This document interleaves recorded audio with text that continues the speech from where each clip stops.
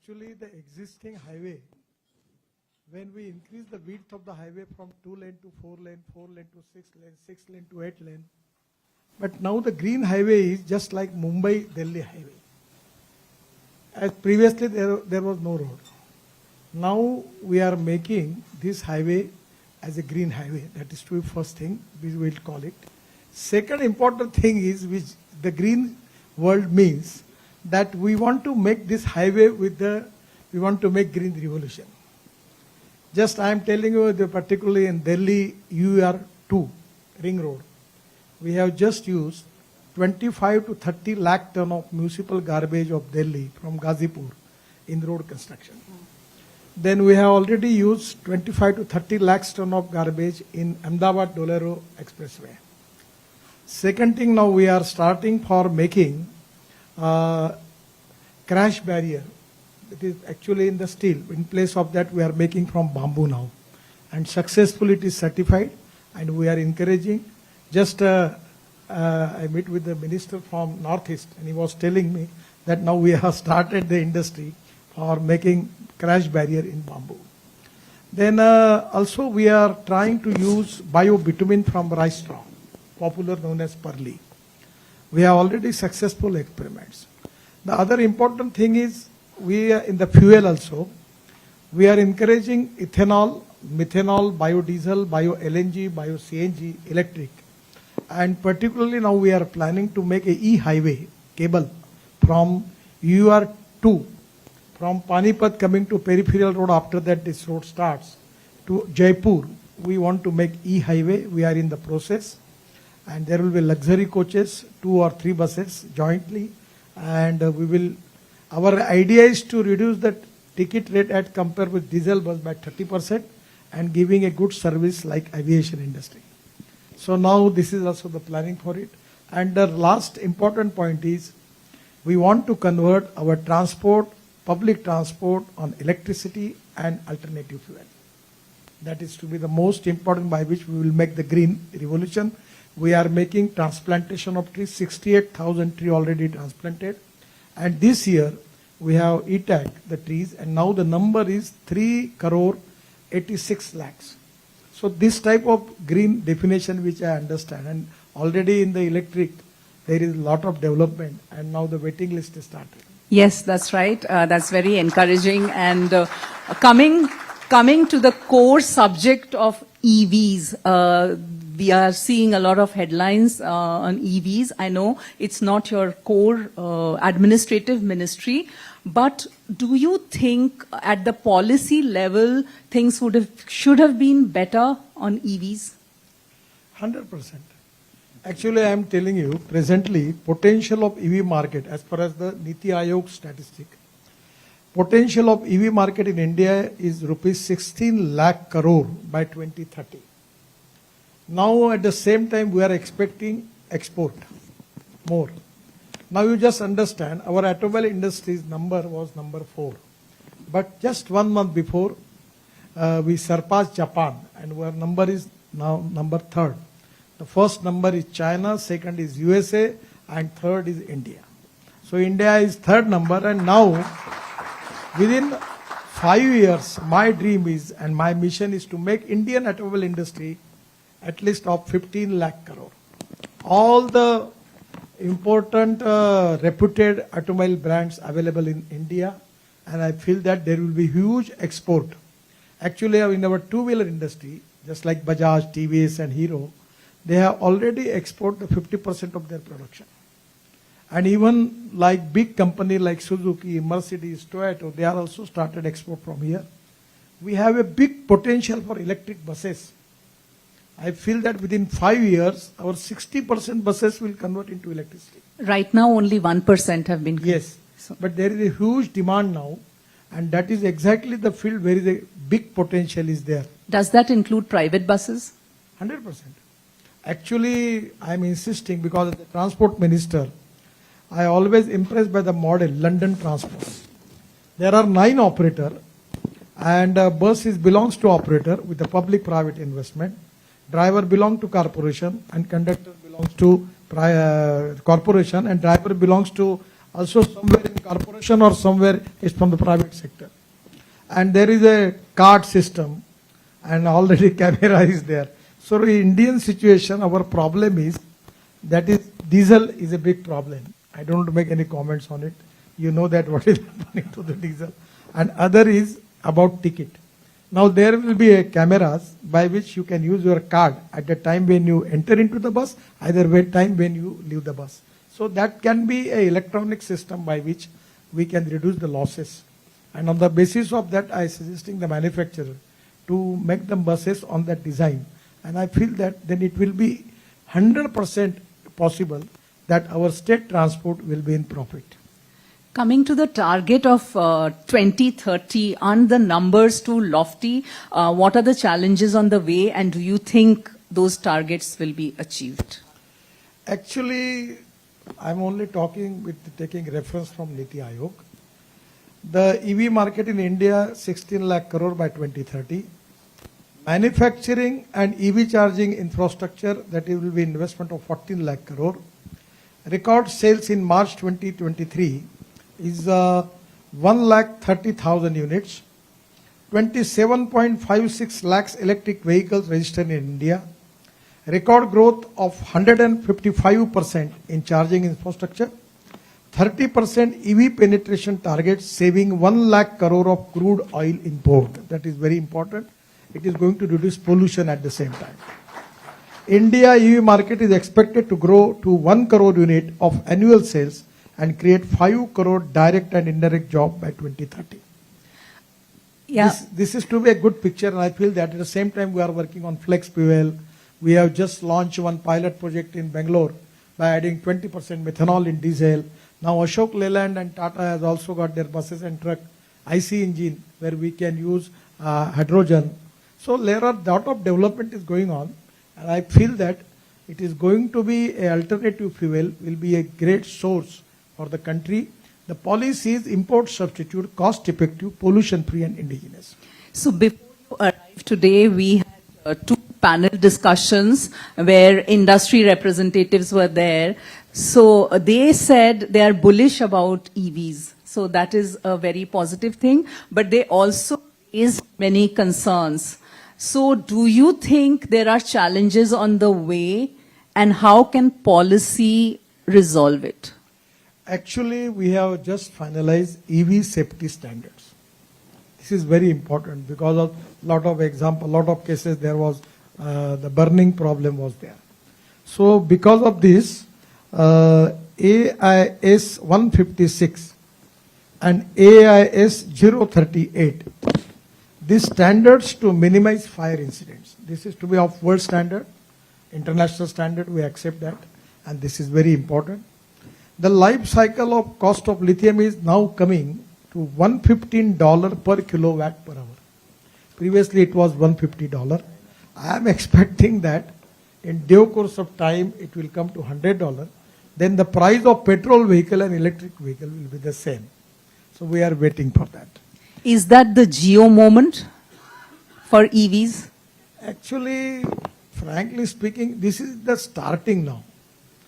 And every time, anywhere in any starting time, when you start any new technology, new products, some teething trouble are there. I feel that in due course of time we will resolve the problem. And now people have faith on it. Once upon a time in this hotel when I was coming to the conference, the people asking me how it is going to charge. Lot of questions, no one is asking me. So my confidence, and I feel that in due course of time, the problems will be solved and people will have no problem, no reservation with the EV vehicle. Even the flex engine we are going to launch today. I have a meeting with the Brazilian member of parliament coming to my office. We have a long discussion. We are now working on flex engine, and that is also very important. We are working on all alternative. When is that expected, that flex engine? Actually, in August, the Toyota is going to launch their flex engine vehicles. Okay. And you remember that Camry? Yes. So just like that, in place of petrol, we will use 100% bioethanol. Petrol rate is 120, ethanol is 60 rupees. So that 60 rupees ethanol, that will 40% of the electric power we will get it from that. So it will be free of charge. So average petrol rate as compared with the average will come to 15 rupees per liter. And the EV, particularly the electric, will be less than 6 to 7 rupees per kilometer. So naturally I feel that it is going to be a great boost for Indian automobile industry for accepting EV and other alternatives. Mr. Gadkari, what are your thoughts on subsidy? Firstly, the subject is not concerned with my ministry. No, I know. As a in the minister, heavy industries yes, ministry. yes, I'm aware. Yeah. And today it is a policy decision with the permission of finance minister.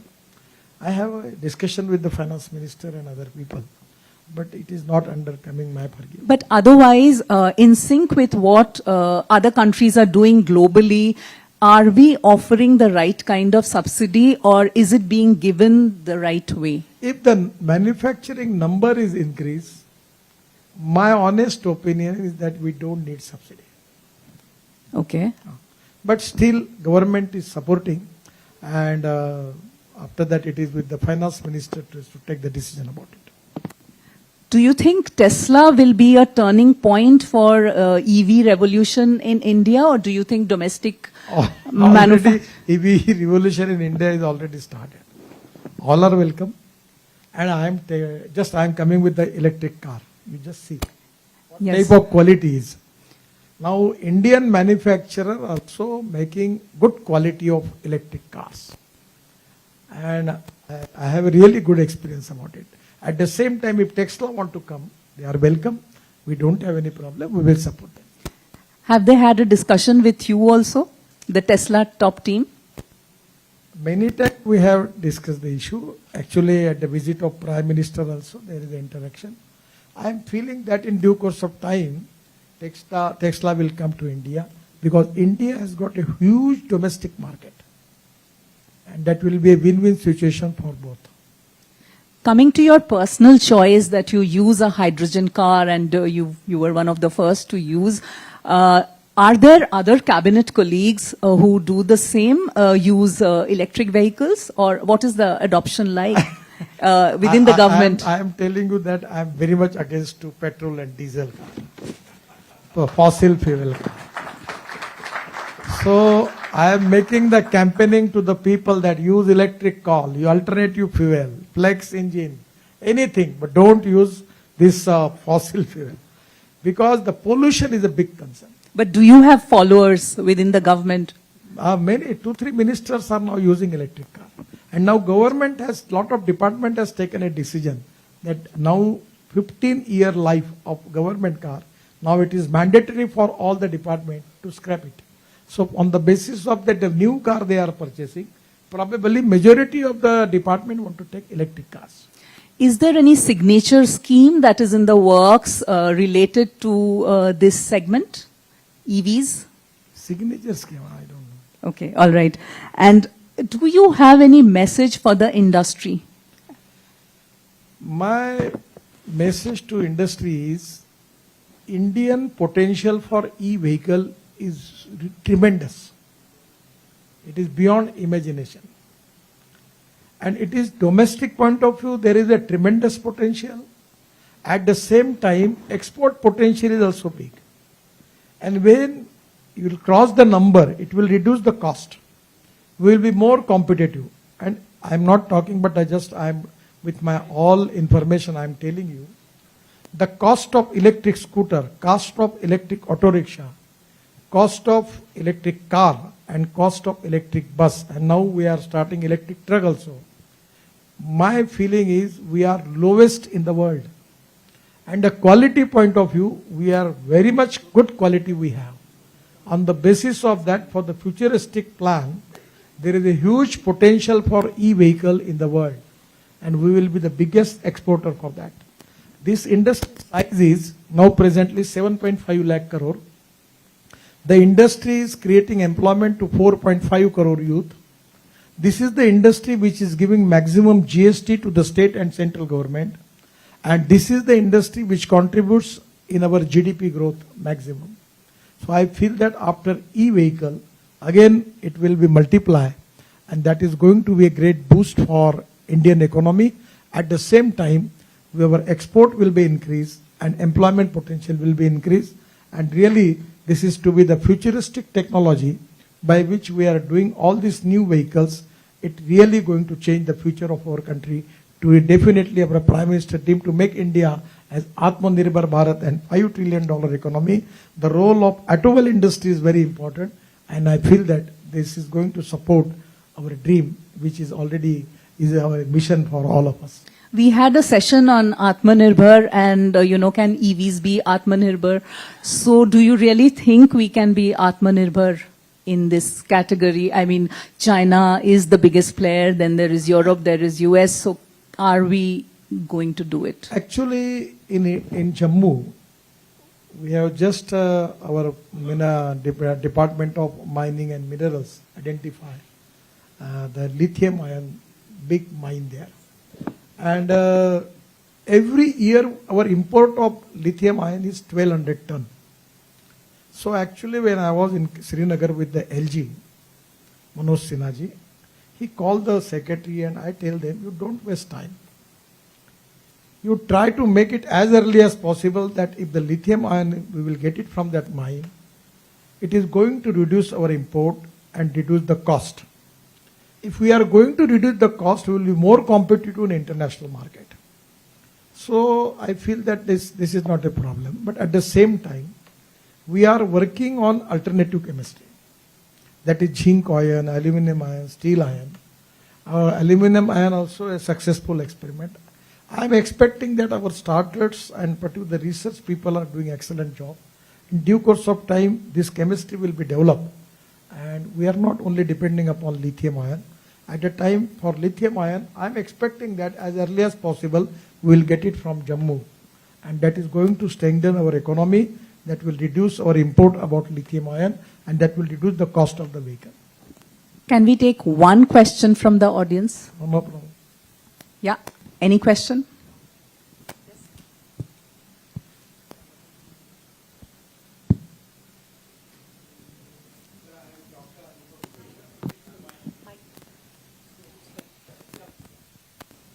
So good evening. I am Dr. Anupam Dev. I am from Hawkiwi. Hawkiwi is a retrofitment company. So we are retrofitting normal IC cars into electric, pure electric basically, which would come to the public at half the price or maybe less than half the price of a new car, sir. But we would like to request the government for some support, sir. Electric cars have a GST of 5%, the new cars. Whereas our cars are being charged at 18%. So we call upon the reduction of the GST taxes on the retrofitment, sir. Your demand is very important. Yes, sir, because see, half of the middle class will I go will for take it retrofitment. this proposal to the finance minister. Thank you so much, This is sir. also good because two-wheelers, three-wheelers and car, if the poor and middle class people convert them, it can be really a good thing. And we have already passed all standards related with it, and we will support it. There are a lot of startups who are going Sir, to we start would it. also request the governments to come forward and recycle their old vehicles and retrofit Sir, it. it is dependent. Army is doing it, sir. I am It doing is cars for the first, army. First of all, what my suggestion is, it is depending upon the quality which you are giving.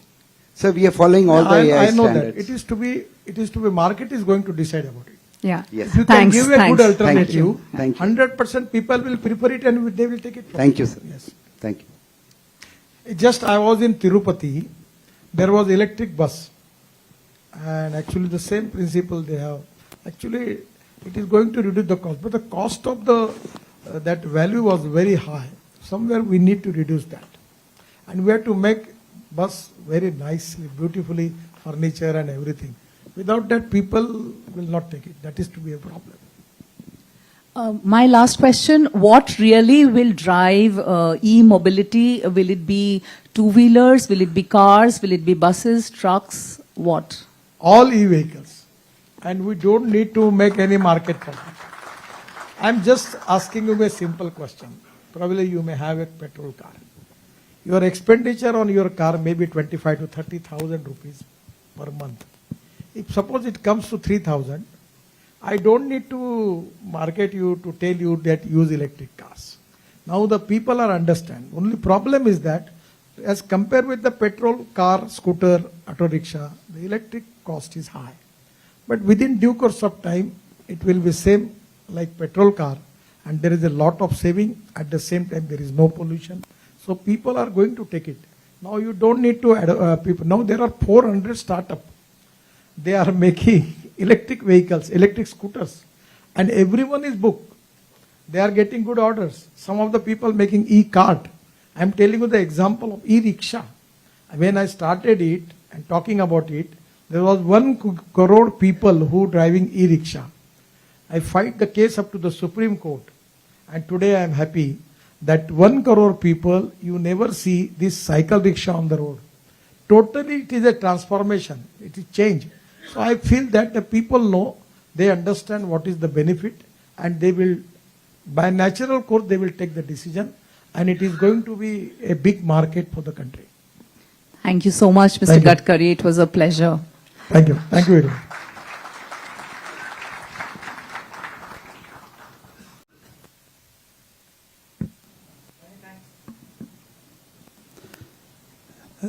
Many thanks, Mr. Gadkari, for your enlightening forthright views on role of EVs in India's development journey.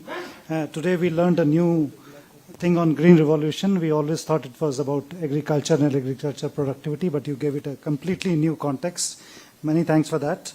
We are very grateful that you could spare time from your very busy schedule on such